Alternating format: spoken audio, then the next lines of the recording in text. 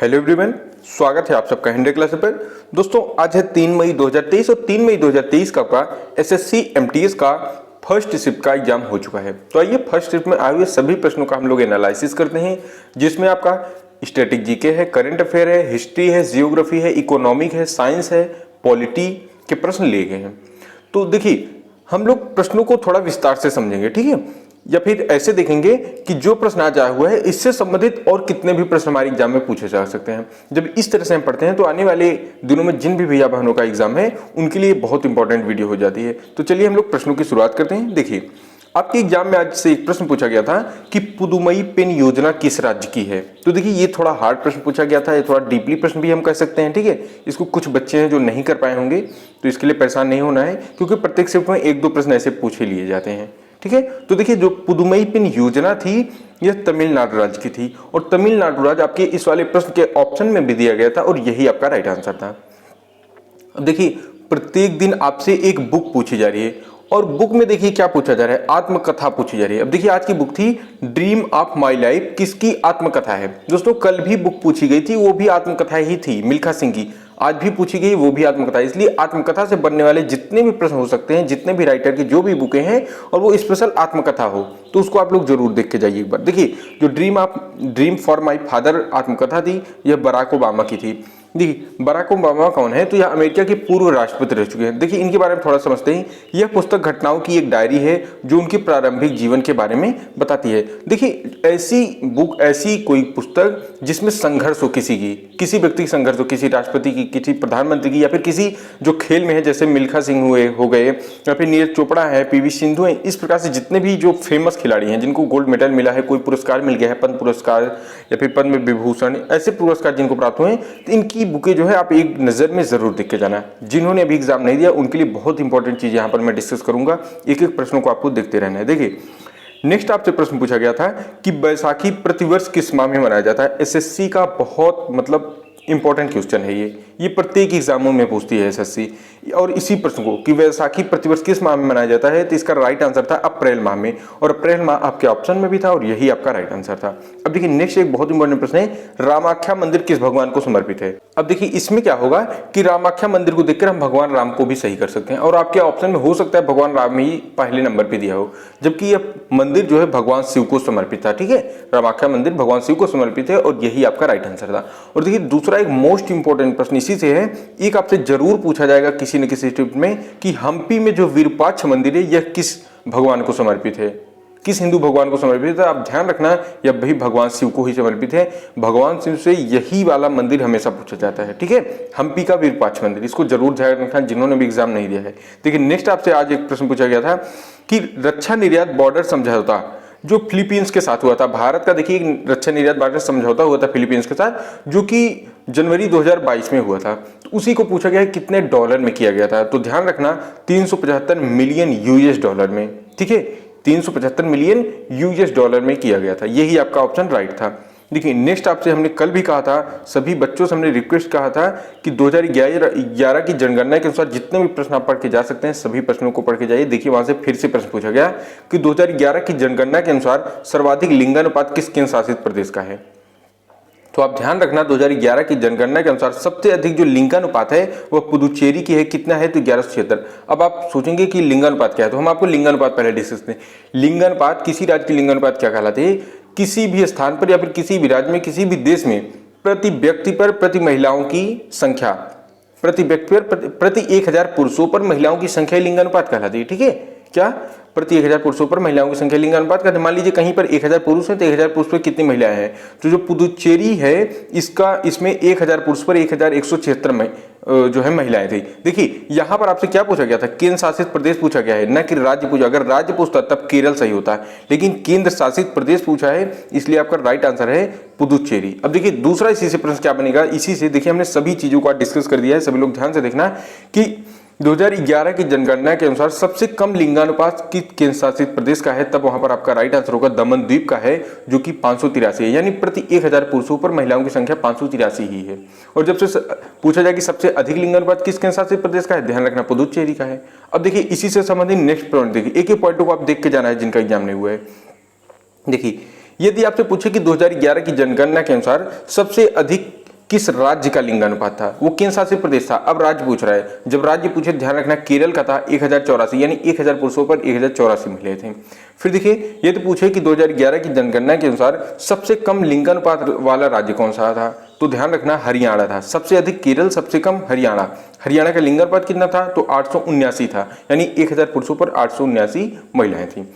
अब देखिए इसी से फिर प्रश्न बनेगा आपका कि 2011 की जनगणना के अनुसार सबसे अधिक साक्षरता वाला राज्य कौन सा है। सबसे अधिक साक्षरता वाला राज्य कौन सा है, यानी पढ़े हुए व्यक्तियों की संख्या सबसे अधिक कहां पर है, तो 93.9% है केरल की। ठीक है, 2011 की जनगणना के अनुसार सबसे अधिक साक्षरता वाला राज्य है केरल 93.9% के साथ।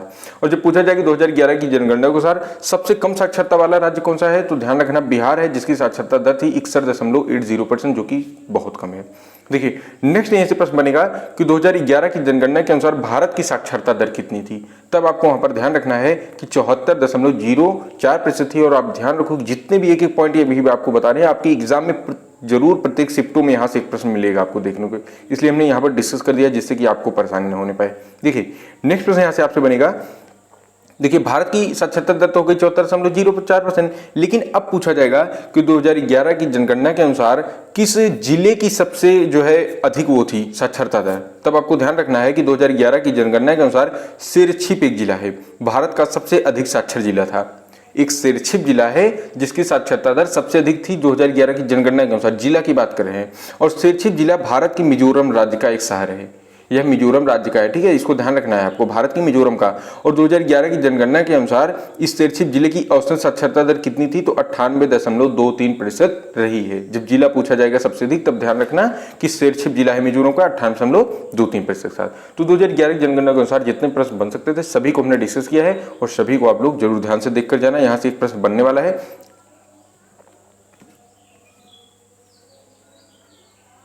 अब देखिए, अब आपसे एक नेक्स्ट प्रश्न पूछा गया था कि लियोनेल मेसी किस खेल से संबंधित है। ठीक है, नेक्स्ट प्रश्न आपसे पूछा था कि लियोनेल मेसी किस खेल से संबंधित है। बहुत ही सरल प्रश्न पूछ लिया गया है, तो इसका राइट आंसर था आपका फुटबॉल से। फुटबॉल आपके ऑप्शन में भी था और वही आपका राइट आंसर था। नेक्स्ट प्रश्न जैसे पूछा गया था करंट अफेयर से कि 2022 में बजरंग पुनिया ने गोल्ड मेडल जीता है। ठीक है, तो वह किस खेल से संबंधित है, यानी बजरंग पुनिया, टोटल ऐसे प्रश्न बनेगा कि बजरंग पुनिया का किस खेल से संबंध है। तो आप ध्यान रखना कुश्ती या फिर रेसलिंग से। कुश्ती आपके ऑप्शन में होगा, कुश्ती नहीं होगा तो रेसलिंग दिया होगा, तो जो भी आपके ऑप्शन में था वही आपका राइट आंसर हो जाएगा। अब देखिए नेक्स्ट आपसे एक प्रश्न पूछा गया था कि भारत का पहला जो उच्च न्यायालय है इसकी स्थापना कब हुई थी। तो जो भारत का पहला उच्च न्यायालय है इसकी स्थापना 1862 को हुई थी। ठीक है, उच्च न्यायालय की स्थापना 1862 को हुई थी। नेक्स्ट प्रश्न आपसे पूछा गया है कि रोजगार ग्रामीण कार्यक्रम 1989 को किस योजना में बदल दिया गया। देखिए जो रोजगार ग्रामीण कार्यक्रम 1989 की योजना थी, इसी का नाम चेंज करके SGRY जिसे शॉर्ट में कहते हैं, फुल नेम है शहरी ग्रामीण रोजगार योजना। ठीक है, रोजगार ग्रामीण कार्यक्रम से इसका नाम शहरी ग्रामीण रोजगार योजना में चेंज कर दिया गया है, और इसी का नाम आपसे पूछा गया था। देखिए नेक्स्ट आपसे एक प्रश्न पूछा गया था कि राष्ट्रपति के निर्वाचन में क्या पूछे हैं, जो राष्ट्रपति का निर्वाचन होता है इसमें मंडल में कौन कौन भाग लेता है। यानी जब राष्ट्रपति की नियुक्ति की जाती है तो इसमें तो ध्यान रखना राज्यसभा और लोकसभा के सदस्य लेते हैं। ठीक है, राज्यसभा और लोकसभा के सदस्य लेते हैं। नेक्स्ट प्रश्न आपसे देखिए, आपसे फिर पूछा गया है कि अनुच्छेद 16 क्या है, या फिर अनुच्छेद 16 का संबंध किससे है। ध्यान रखना अवसर की समानता, यानी किसी भी कोई नौकरी हो, कोई भी चीज हो, उसमें प्रत्येक व्यक्तियों को समान अवसर मिलेगा। ठीक है, समान अवसर की समानता, वही है कि अनुच्छेद 16 का संबंध अवसर और समानता। अब देखिए यदि आप अनुच्छेद से संबंधित प्रश्नों को नहीं पढ़ पा रहे हैं तो हमने एक वीडियो अपलोड की है जिसमें जो भी इंपॉर्टेंट अनुच्छेद हैं जो कि आपके एग्जाम में पूछे जाते हैं, वो लगभग 60 मिनट की वीडियो है। लेकिन उस 60 मिनट की वीडियो देखेंगे तो आप सभी अनुच्छेदों को एकदम ध्यान से और सरल भाषा में समझ जाएंगे, क्योंकि वहां पर हमने बहुत सरल भाषा में एकदम एक एक चीजों को डिस्कस किया है। तो उस वीडियो को एक बार जरूर देख के जाना, क्योंकि प्रत्येक शिफ्ट में अनुच्छेद से एक प्रश्न पूछा ही जाएगा। तो उस वीडियो को एक बार आप लोग जरूर देख लेना, इसी चैनल पर अपलोडेड है। देखिए नेक्स्ट अब आपसे साइंस से अच्छे अच्छे प्रश्न आज पूछे गए, इंपॉर्टेंट प्रश्न जो कि कह सकते हैं कि बैटरी किस ऊर्जा का रूपांतरण करती है। तो ये तो बहुत सिंपल है, बैटरी जो है ये रासायनिक ऊर्जा का इलेक्ट्रिक ऊर्जा में यानी विद्युत ऊर्जा में रूपांतरण कर देती है। बैटरी जो होती है हमारी, ये रासायनिक ऊर्जा को वैद्युत ऊर्जा में परिवर्तित करती है या फिर रूपांतरण करती है। ये तो बहुत आसान क्वेश्चन था। नेक्स्ट आपसे पूछा गया था कि निम्न में से किससे विटामिन सी पाया जाता है। तो देखिए आपके ऑप्शन में नींबू दिया गया था या फिर विटामिन सी का नाम दिया गया था, तो इसका राइट आंसर था विटामिन सी जो है वह नींबू में पाया जाता है। ठीक है, नींबू संतरों में विटामिन सी पाया जाता है, नींबू आपके ऑप्शन में भी था, वही राइट आंसर होगा। अब यहाँ पर आपको ध्यान से सुनने की बात है, देखिए विटामिन से प्रश्नों को उठाया जा रहा है, लेकिन अभी उतने प्रश्न नहीं उठाए जा रहे हैं, लेकिन नेक्स्ट शिफ्ट में अब विटामिन से प्रत्येक शिफ्ट में एक प्रश्न मिलेगा कि किस विटामिन कमी से कौन सा रोग होता है, किस विटामिन को किस कमी से पूर्ण कर सकते हैं, जैसे रतौंधी है, रिकेट्स, ये सभी किस कमी से होते हैं, या फिर कौन जल में घुलनशील है, कौन वसा में घुलनशील है। अब ऐसे प्रश्न पूछे जाएंगे, तो इन प्रश्नों को आपको पढ़ के जाना है। देखिए दो चीज हमने डिस्कस कर दिया है कि यदि आपसे पूछा जाए कि जल में घुलनशील विटामिन कौन कौन सा है, तो आप ध्यान रखना बी और सी जल में घुलनशील है, और जब आपसे वसा में पूछा जाए तो ध्यान रखना ए, डी, ई और की, ये चारों विटामिन जो है वसा में घुलनशील है। ठीक है, बी सी जल में और वसा में ए, डी, ई के। अब आपको ध्यान रखना है, क्योंकि यहां से प्रश्न जरूर पूछा जाएगा प्रत्येक शिफ्ट में। देखिए नेक्स्ट आपसे एक प्रश्न पूछा था कि डीएनए कहां पाया जाता है, तो ये तो सभी को पता है कि डीएनए जो होता है हमारा ये केंद्रक में पाया जाता है। अब देखिए आपसे नेक्स्ट शिफ्ट में पूछा जाएगा कि डीएनए का फुल फॉर्म क्या होता है, तो ध्यान रखना डीऑक्सी राइबो न्यूक्लिक एसिड होता है, और यदि आपसे आरएनए का पूछ लिया जाए तो राइबो न्यूक्लिक एसिड होता है। RNA ribo nucleic acid, DNA में डीऑक्सी राइबो न्यूक्लिक एसिड होता है। चलिए नेक्स्ट प्रश्न देखते हैं। अगला प्रश्न आपसे पूछा गया था दोस्तों, हमारे द्वारा बताया गया कोई भी प्रश्न गलत होता है, किसी प्रश्न में भी थोड़ा सा मिस्टेक होता है। देखिए जबकि ऐसा नहीं होगा, क्योंकि 100% एक्यूरेट क्वेश्चन है, सभी एकदम वेरीफाई करके लिए गए हैं। यदि कोई हो भी जाता है तो उसका सही प्रश्न आप लोग हमें कमेंट बॉक्स में जरूर बताया कीजिए, जिससे कि आपको राइट आंसर बताया जा सके। देखिए नेक्स्ट प्रश्न आपसे पूछा गया था कि काई और लाइकेन किस वन में पाए जाते हैं, तो ध्यान रखिए जो काई और लाइकेन होते हैं ये उत्तराखंड वन में पाए जाते हैं। ठीक है, उत्तराखंड आपके ऑप्शन में भी था और वही आपका राइट आंसर था। नेक्स्ट प्रश्न आपसे पूछा गया था कि दक्कन का पठार किस नदी के किनारे स्थित है। देखिए ये इंपॉर्टेंट था, हो सकता है कुछ बच्चे इसको छोड़ दिए हैं। देखिए जो दक्कन का पठार है ये प्रायद्वीपीय पठार का एक अंग है, ठीक है, जिसके उत्तर में नर्मदा नदी बहती है, और इस पठार के पूर्व में पूर्वी घाट और पश्चिमी घाट यानी पश्चिमी घाट मौजूद है। तो इसका राइट आंसर था आपका नर्मदा नदी। दक्कन का पठार किस नदी के किनारे है, नर्मदा नदी के किनारे है, और नर्मदा नदी आपके ऑप्शन में भी दिया गया था और वही आपका राइट आंसर था। देखिए नेक्स्ट आपसे एक प्रश्न बना था कि सिख सुधार आंदोलन से था, तो देखिए जो सिख सुधार आंदोलन का राइट ऑप्शन था वो था आपका निरंकारियों ने इसको शुरू किया था। सिख सुधार आंदोलन निरंकारियों के द्वारा शुरू किया गया था, और निरंकारियों का नाम आपके ऑप्शन में भी था और वही आपका राइट आंसर था। नेक्स्ट देखिए पूछा गया हिस्ट्री का कितना सामान्य प्रश्न है कि गयासुद्दीन तुगलक के बाद गद्दी पर कौन बैठा। तो आप ध्यान रखना गयासुद्दीन तुगलक के बाद जो है, यानी जिसे आप जीटी कह सकते हैं, गयासुद्दीन तुगलक, इसके बाद कौन बैठे थे, एमबीटी। ठीक है, एमटी के ही या फिर एमटी, जीटी के बाद एमटी, तो गयासुद्दीन तुगलक के बाद गद्दी पर कौन बैठा, मोहम्मद बिन तुगलक। जीटी के बाद एमटी, ऐसा याद रखना है आपको। देखिए नेक्स्ट प्रश्न आपसे पूछा गया था कि मेगस्थनीज किसके दरबार में था। देखिए जो मेगस्थनीज था ये चंद्रगुप्त मौर्य के दरबार में था। ठीक है, मेगस्थनीज चंद्रगुप्त मौर्य के दरबार में था। नेक्स्ट आपसे देखिए एक प्रश्न पूछा गया था कि 1857 की क्रांति, देखिए इंपॉर्टेंट है, यहां से एक प्रश्न बनना ही बनना है। तो इससे प्रश्न था कि 1857 की क्रांति के पहले कौन सा विद्रोह हुआ था। तो अब आपको ध्यान होगा कि 1855 से 56 के बीच में एक संथाल का विद्रोह हुआ था। 1855 से 56 के बीच में एक संथाल का विद्रोह हुआ था, तो यही आपका तो राइट आंसर था। 1857 के पहले यही संथाल का विद्रोह हुआ था और यही आपका राइट आंसर था। ठीक है, जो कि आपके ऑप्शन में भी दिया गया था।